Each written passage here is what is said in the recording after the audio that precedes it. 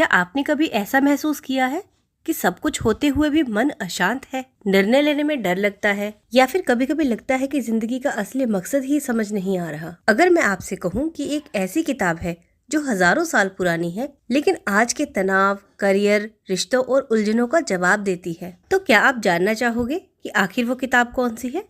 वो है श्रीमद् भगवद गीता। आज हम बात करेंगे कि भगवद गीता क्यों पढ़नी चाहिए। अक्सर लोग सोचते हैं गीता सिर्फ पूजा पाठ या बुजुर्गों के लिए है, लेकिन सच क्या है?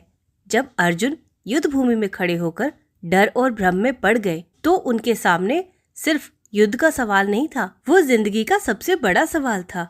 क्या सही है, क्या गलत है, मुझे क्या करना चाहिए? और तब जो श्री कृष्ण ने उन्हें समझाया वही है श्रीमद् भगवद गीता। मतलब गीता की शुरुआत एक ऐसे इंसान से होती है जो कंफ्यूज है, डरा हुआ है, भावनाओं में उलझा हुआ है। क्या ये हालात आज हमारे नहीं है? हम सबकी जिंदगी में कुरुक्षेत्र आता है, कभी नौकरी का तनाव, कभी परिवार की जिम्मेदारी, कभी रिश्तों का दर्द। गीता हमें सिखाती है कि डर से मत भागो, स्थिति को समझो और स्वीकार करो और सही कर्म करो। गीता कहती है कर्म करो, फल की इच्छा मत करो। सोचिए, अगर हम सच में ये सीख जाए तो कितनी चिंता अपने आप खत्म हो जाएगी। आज सबसे बड़ी समस्या क्या है? ओवर थिंकिंग, दूसरों से तुलना, भविष्य की चिंता। गीता हमें सिखाती है मन हमारा सेवक होना चाहिए, मालिक नहीं। जब मन भटकता है तो हमें ज्ञान और धैर्य से उसे वापस लाना चाहिए। गीता कहती है शांत मन वाला व्यक्ति ही सही निर्णय ले सकता है। हम खुद को क्या समझते हैं? नाम, शरीर, नौकरी, पहचान। लेकिन गीता कहती है कि हम सिर्फ शरीर नहीं है, हम आत्मा है जो न जन्म लेती है न मरती है।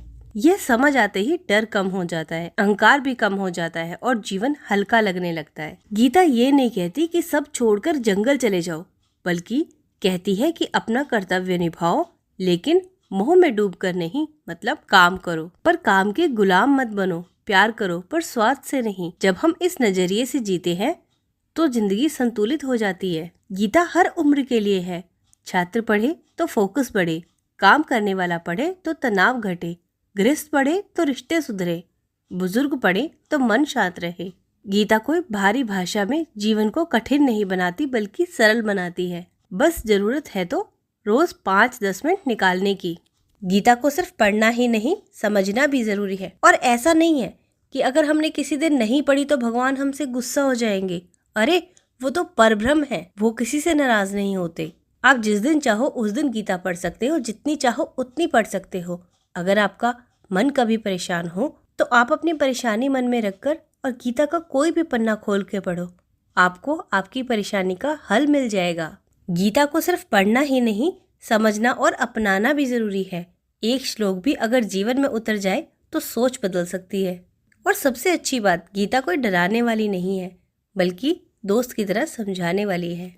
तो मैं अब आपसे एक सवाल पूछना चाहती हूँ, क्या आपने कभी गीता पढ़ी है? अगर हाँ तो किस बात ने आपको सबसे ज्यादा प्रभावित किया? और अगर नहीं तो क्या चीज आपको रोक रही है? कमेंट में जरूर लिखिए। और हाँ, मैं इस चैनल पर पहले ही भगवत गीता के अध्यायों की सरल व्याख्या डाल चुकी हूँ, आप उन्हें जरूर सुनिए। शायद आपको वही जवाब मिल जाए जिसकी आप लंबे समय से तलाश कर रहे हैं।